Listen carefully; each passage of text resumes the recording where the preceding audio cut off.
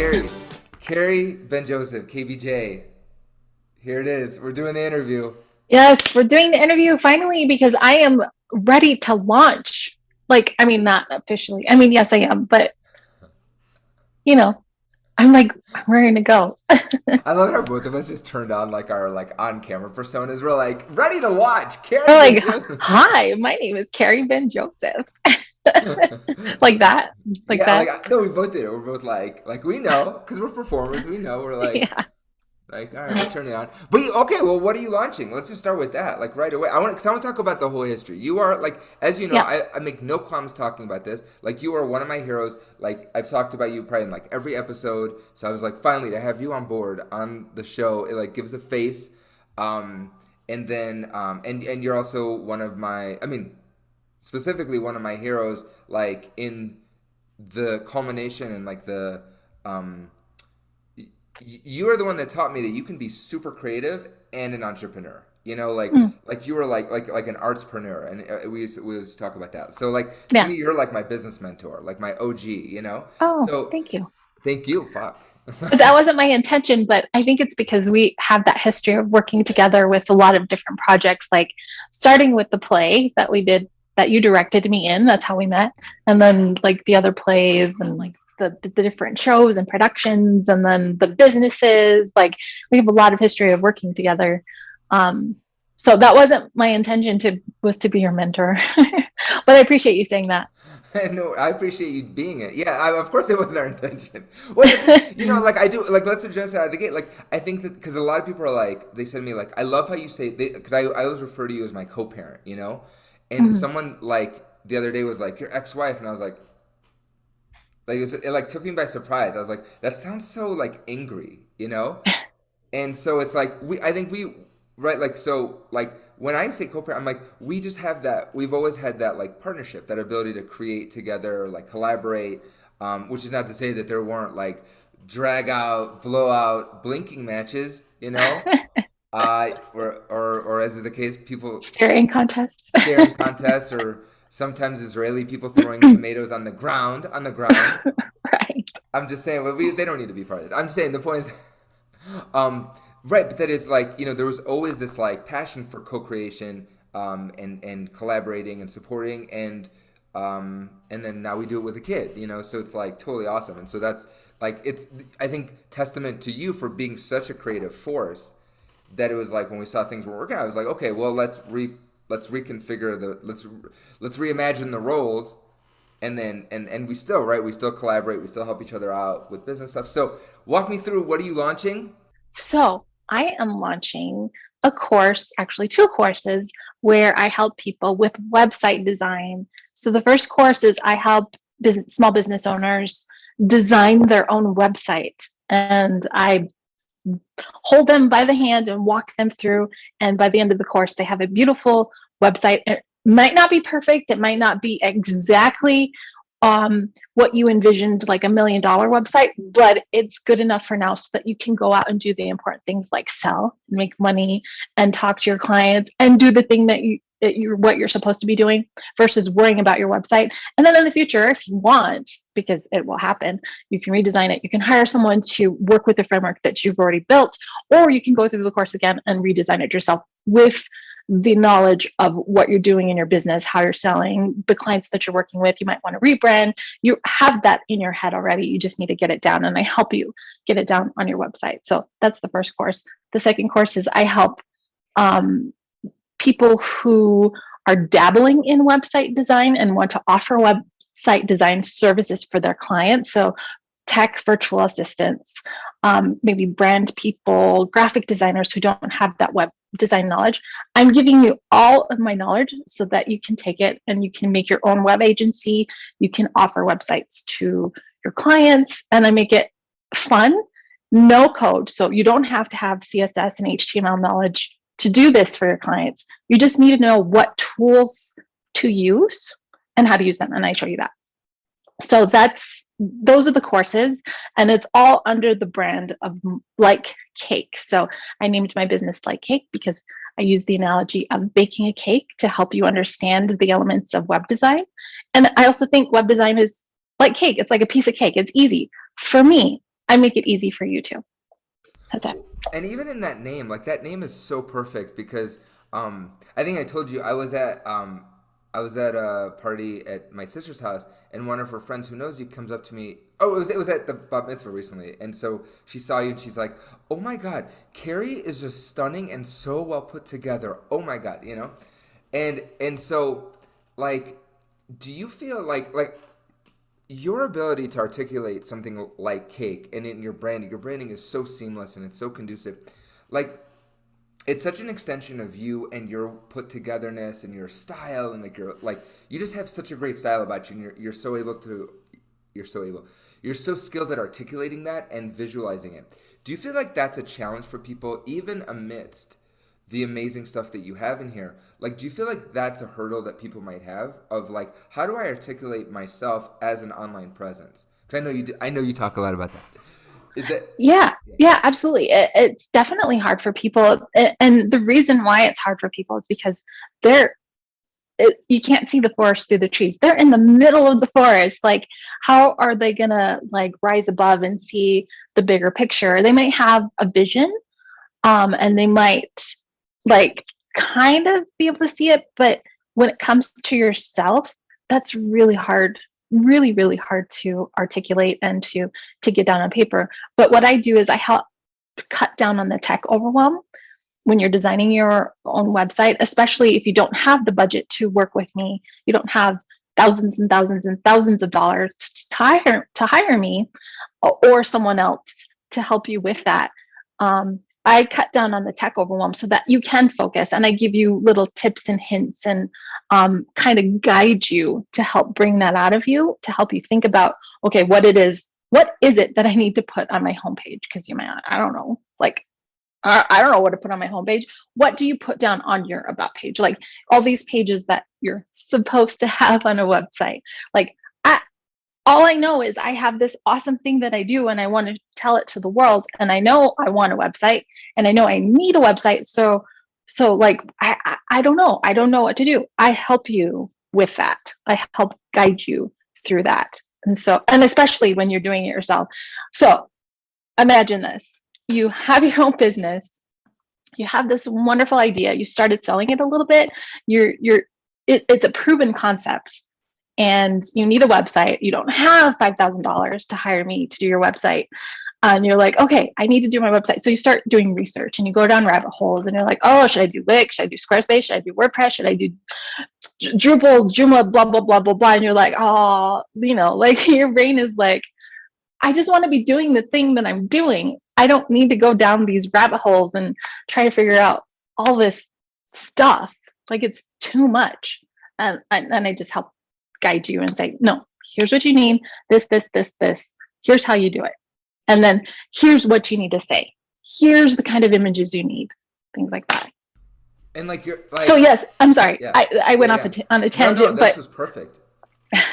Sorry to cut you off. Yeah, yeah. so yeah, I help you like see the forest through the trees, Good time. Yeah. Well, and you do it so effectively. Like I've been through your process. I was through like we worked together a few weeks ago, and I was like blown away. I was like, oh my god. And furthermore, we need to talk about that because you nailed it. So and someone else just said the same thing. So it was really cool. And I just say that to say that you were spot on, not to say that I listened to someone else. Kerry, we don't No, have to no, go no, through and this I right get now. it. Just kidding. But like you are so gifted at this, at literally how you said, seeing the forest through the trees, and getting people to see themselves in like in a seamless transition between them in IRL in real life and then their web presence. Um, Yeah. was that the mission originally? Like OG, like was that the mission to like go be like a marketer and like a digital branding expert and digital storyteller? Like was that a thing? No, it wasn't, No, was it, no, Kerry? Walk us through the no. journey. This is my favorite part.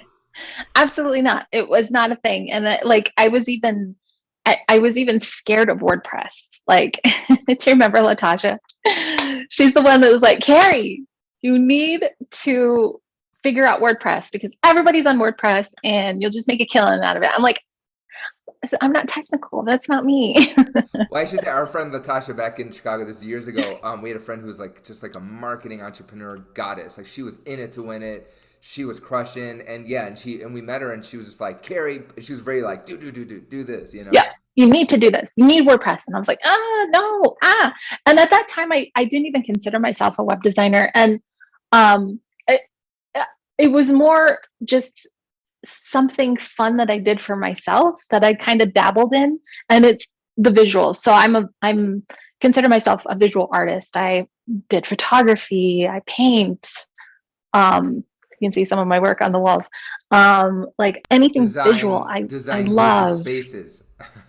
Oh yeah, interior design, things like that. So anything visual, like I'm just very attracted to. And so website, everybody's on the internet all day, and so I was like, oh, websites, like I need to figure this out, and I did. But I didn't consider myself a web designer. I didn't consider myself a digital marketing person or a branding person, or but I have developed those skills over the years, and now I've been working with WordPress for over 10 years, and consider myself an expert in WordPress specifically. Um, and I'm always like trying to stay on top of things. And I think it's because it's still visual. I'm still attracted to it. It's challenging for me in a way, like there's so many different ways you could go at doing one thing. So like if a client asks me to do something specific, I'm like, yes, we could use this tool to do it. Or we could use this tool to do it. Or you know what?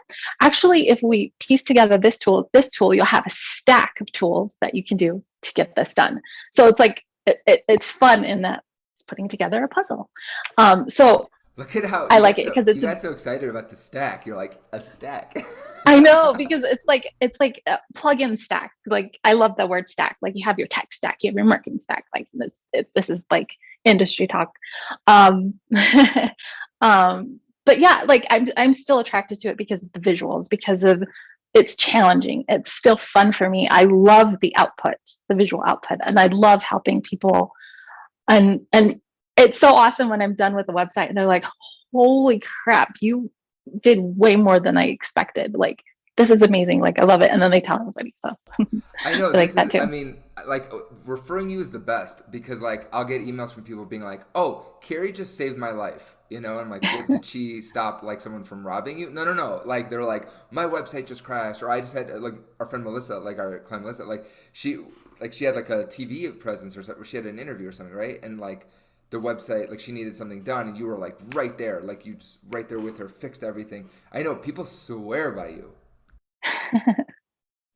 Yeah, but I still enjoy it. Like and it's funny, back then I didn't consider myself a technical person, but it's so easy for me now. It's like, hey. And so that's why I have been there, and that's why I think I could instruct people on how to build their own website, because I was there. I'm self-taught. Like I didn't go to school for computer science, or I didn't have that technical background, and I didn't know coding and all that stuff. I know it now, but because I came from a place where I was self-taught and I figured all these things out by myself, I am able to not over talk or like talk too technical to explain it. And that's why everything is like cake, because I can explain it in a way that is like a piece of cake. And similar to other that's like awesome, but similar to other web designers that like we hear a lot of stories about web designers that will or we hear from clients that web designers that they've hired charge them, like $50,000, their firstborn child, 10% of everything they earn for the rest of their lives, and then they give them nothing after 3 years, right? Like, is that your Yeah. style? Do you like to do that too? No, no, no, no. I am very reasonable. Like my rates start at 5,000, and some people are like, oh, that's too much, and I'm like, I understand, that's why I have a course. And other people are like, holy crap, you charge way too little for what you do. So I consider myself, and I want to keep it reasonable like that, at that level, because I love helping people. And I don't always work with everybody. I pick and choose the people that I work with, that I work one-on-one with, because I have to be excited about what they do.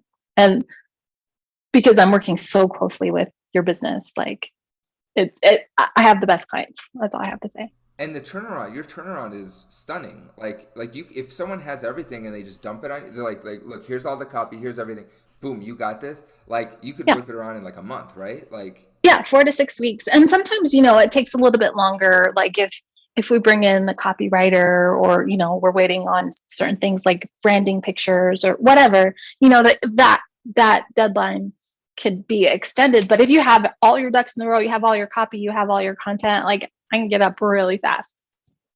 that's what's up. That's perfect. So Kerry, Yeah. you were one of the people. Like this is super cool. Like I like it. Enneagram one, going straight to the biz. You're like, here's how much I charge. Here's who I work with. That was excellent. But I want to go. I want to go deeper. I just dropped my pen. Sorry.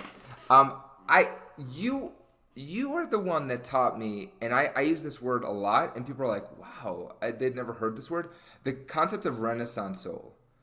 Oh, yeah. Mhm. Right? How did you discover that? And how did you discover that you are one? That you are a Renaissance? Is it soul or spirit or what is it like? Renaissance Soul. Yeah. Yeah. So there's actually a book out there that's called Renaissance Soul. And I discovered it um, just through like doing research online. I was researching career coaches back in, I don't know, 2009 or whatever. And I came across this really awesome coach. I forget her name, and I don't even know if she's a coach anymore. But she had this idea of like helping people find what it is that they're passionate and creative about or creative or attracted to. And she recommended this book called Renaissance Soul because I was on her email list. And so I read it and it really resonated with me. And it's basically about having a bunch of different interests and what you gravitate towards. Like you might today gravitate towards interior design. Tomorrow you might gravitate towards, I don't know, painting. They're all kind of linked somehow, and you need to find like that link. Mine is visual design, or they could be completely different. But the idea is it's okay to have a bunch of different interests. That's okay. It's fine. You might change careers every 5 years or 10 years, as in my case, um, and that's okay because you have a lot of different interests. When I was a kid, I don't know, like middle school or whatever, I said that I wanted to be Barbie because Barbie was everything. She was president, she was an astronaut, she was this, she was that. And I wanted to be everything. But I didn't want to just narrow it down and be that thing, that one thing for the rest of my life. And I thought that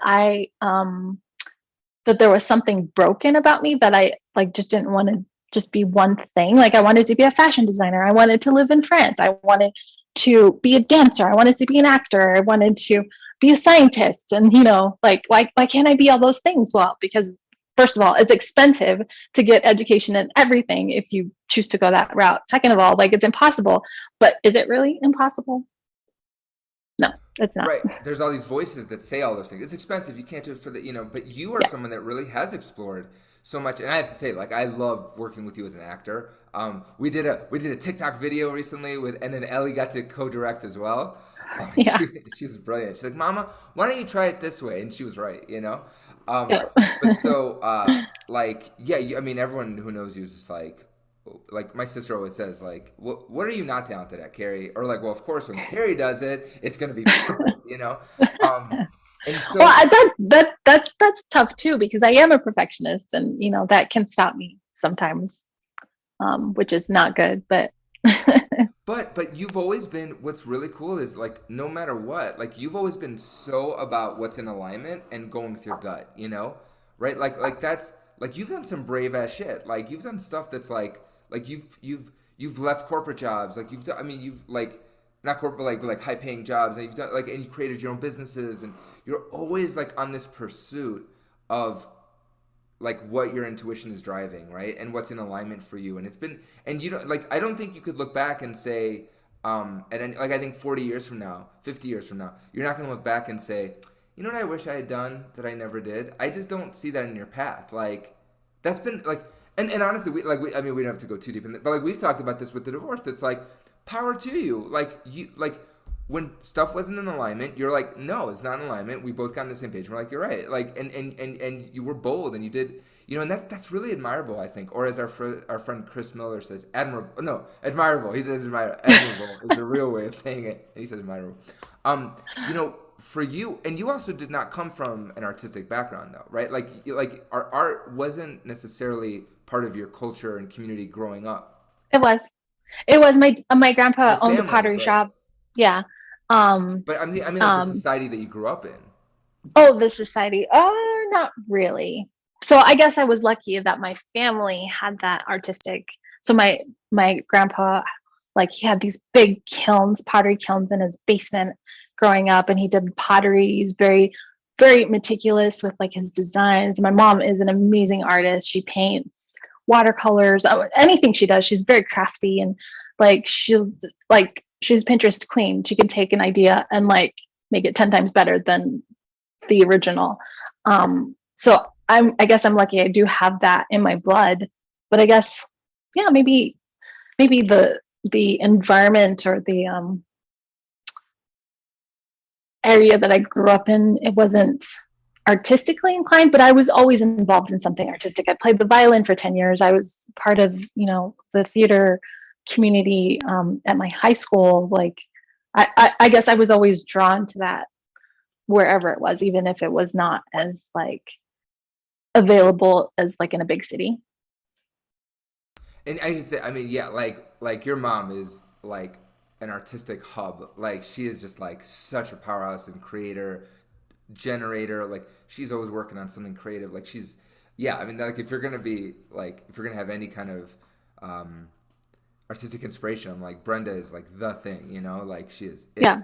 Um, Totally. And I just have to throw this in there. That's why Halloween is my favorite holiday, is because growing up she would make the best costumes. She would like help put together the best costumes. And we always had fun during Halloween. That's like my favorite holiday. So I just had to throw that in there. I know, and you already have your Halloween stuff up. Like we can see the I do. little like a little pumpkin in the back, and when Yep. we walk in your place, like there's like the what's it called? Like the oh my God, what's it called? I just forgot the word. Like where like the it's like plants like in a Oh, the wreath, the yeah door wreath. yeah. Yes. It says eek.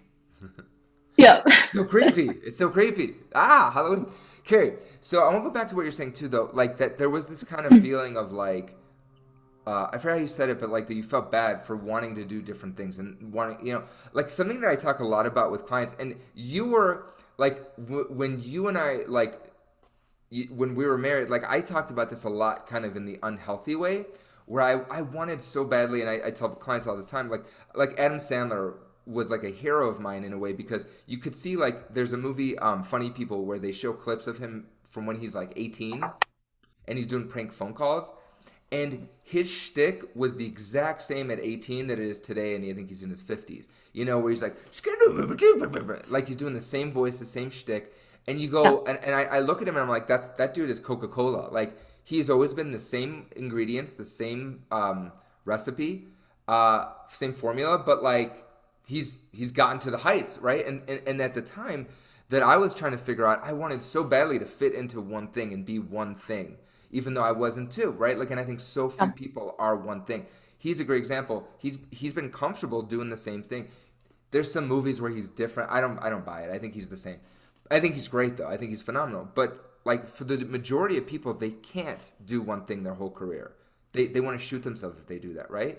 Have you like was that ever a struggle for you to like embrace that? Was that a journey to embrace that you're like, no, fuck it. Like I am all these things. I'm a multi hyphenate. Like I am a Renaissance soul. Was achieving that kind of being okay with that title or moniker? I don't know if that's the right word, but with that expression, was that a journey? Like, have you gotten there? Like, Oh, well, so at the beginning, when um after high school, I didn't really think about it. I just kind of did it. I just kind of explored like all of my different interests. So I moved to Vegas and I started taking dance classes and I explored that. And then like I knew I wanted to have a really solid career, and I had this interest in alternative therapies like aromatherapy and massage therapy and things like that. So I became a massage therapist. And so I didn't think about like, oh, wait a minute, I can't be doing all these things. That's kind of messing me up, but kind of messing my life plan up, because I didn't really have a life plan other than to survive and be happy. Or like choose to be happy on a day-to-day basis. Um, so I just kind of did the things, and then when I was done with it, I went to something else, and when I was done with that, I went to something else. I didn't really think about it. And it wasn't until I read that book that I resonated with, that I was like, oh, I'm a this is me.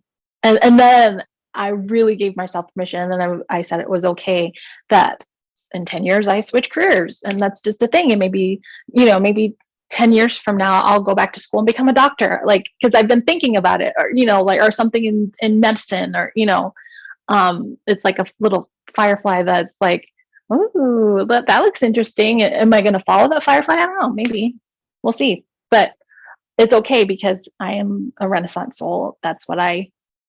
Um, that's what feels right and what I align with. And so I guess it wasn't like a journey, like, oh, no one said it wasn't okay, but I thought that I should choose one thing, and I just didn't. And that's what I'm saying. Like society, like elevates those that have chosen one thing and have stuck with it. You know, pick one thing. Stay. I mean, I was told that like when I was in acting school and wanted to drop out because I was like, do I want to be an actor? Do I want to be a director? I wish I could sing. Blah blah. Like people were like, you need to pick one thing and stick with it. People in the theater were saying that to me. Like Mhm. artists were like, you're either a director or an actor, and there's Yeah. people that do both. You know, like and all. Oh, you need to niche. You need to find your niche. Like, in website design, I don't niche. I don't work with one specific industry. Websites are all the same.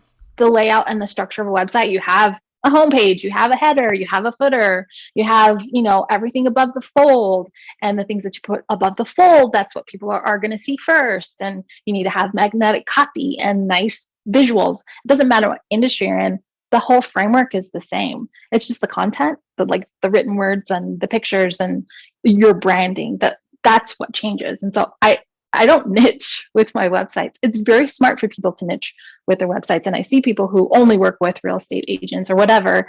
That's great. That's all good and fine. But I purposefully or intentionally do not, because I like working with a bunch of different industries, because I get to learn about different industries as I'm working with the client. And it So, plays to that. It plays to your journey of wanting to be all these different things, right? When you're creating that mhm. website, you're like embracing and like you're stepping into their world. But I do have to say that like you and I like I think are similar in this too, where like we work with a type of person. We're niche with a type of person. We do not do well with like dickheads, you know? Like we Well, I don't. don't think anybody does well with those kind of people. You know what I mean? Like a what do you call? I don't know what to call them. Just people who are not nice.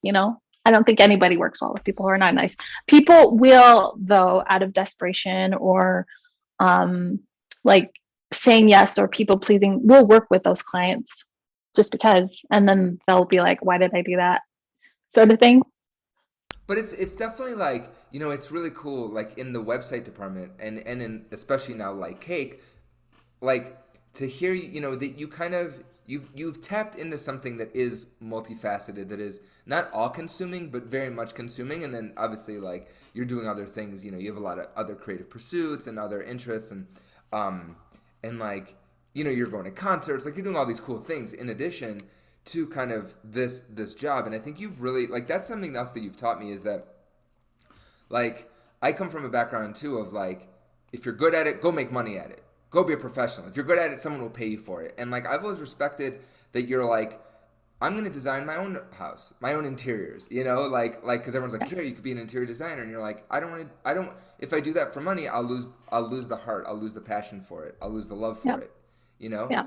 So it's like you've also been like a really good kind of reminder of that, where like you can do things for fun because you love it. Like you can just do it for the heart. It doesn't have to be for monetary reasons. Like when people want to pay for comedy shows now, like I'm like, yeah, it's okay. Like you just give it to the other performers. Like I'm like, I don't. I look. I mean, if they want to pay, I take it. But like in my head, I'm like, I'm not doing it for money anymore.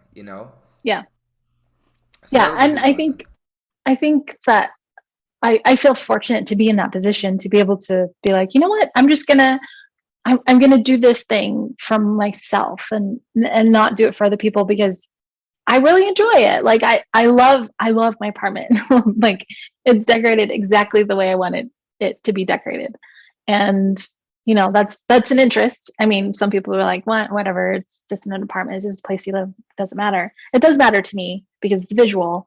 and I find joy. And so I do things, I think, that bring me joy because it feels good, but it's also like I just like surrounding myself with positivity and things that bring me joy, and those happen to align with things I'm interested in, like photography and painting and interior design, things that could be profitable, or I could make into a business, or I could go to school and become like the best interior designer ever.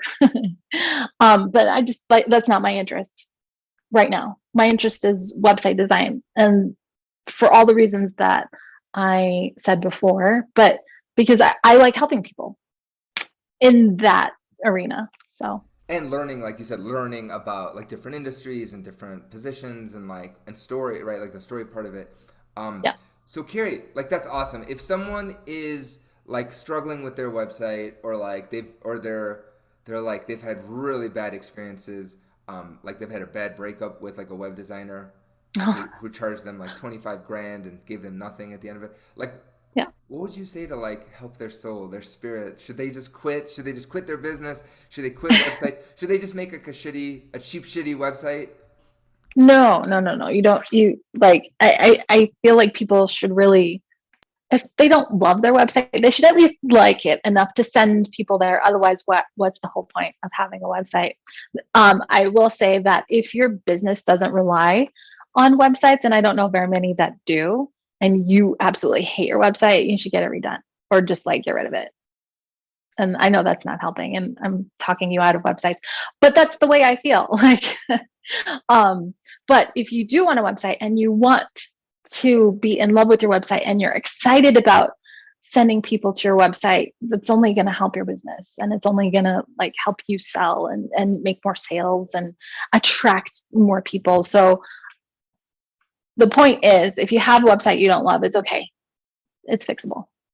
It's super fixable. You have three options. There are two options. You either take the Like Cake course, Or you right? work with me. Or you work with Kerry. Like either way, like she will teach you how to walk through it yourself, or just honest to God, just hire her. Like it's your accountant will be happy for it when it comes to taxes later. Like just hire Kerry. I can't say it enough. Like oh my God, I would. I really should write you a Yelp review. I always say that about dating. I'm always like, my ex-wife and I are so cool. She'd write me a Yelp review for dating. She called me a chill guy the other week, which is astounding to me. That's just how much personal development work I've been doing. Kerry called me a Yeah, chill guy. Me, a chill guy. I know. Rhyme and Joseph. Can you imagine? No, I'm just kidding. I'm just chilling. I'm just chilling. And anyway, but I should write you a Yelp review for website. Anyway, you did my website. It's beautiful. We are in the process of hopefully cleaning it up some more, revitalizing it for now. But regardless, it is great work. You are brilliant. What is a way that people can get a hold of you, Kerry Ben Joseph? Yes. Oh, so you can reach me at likecake.co, likecake.co, likecake.com, because I got that domain. Oh, so best email is Kerry, Kerry at likecake.co, C-O. All right. Thank you so much, and thank you. I mean, you're a huge inspiration to me having a business and even seeing myself as an entrepreneur, which was kind of not even. I came from an entrepreneur family. That wasn't even something that I thought I would do. But seeing you do it over the years, like it's been really cool, and like I'm just super grateful. So thank you, Kerry. Thank you, Huggy. Look at that. Look how reserved. No, yeah, I'm not I'm gonna. like, I'm what are you not. doing? Don't hug me. It's a great way to end the episode, Kerry. Wow. No, thank you so much for talking to me. I know you've been wanting to do this interview for a long time, and I wasn't ready, but I'm ready now. So Because you're launching. yes, yes. All right. Good job, All right, Kerry. all right. Thank you.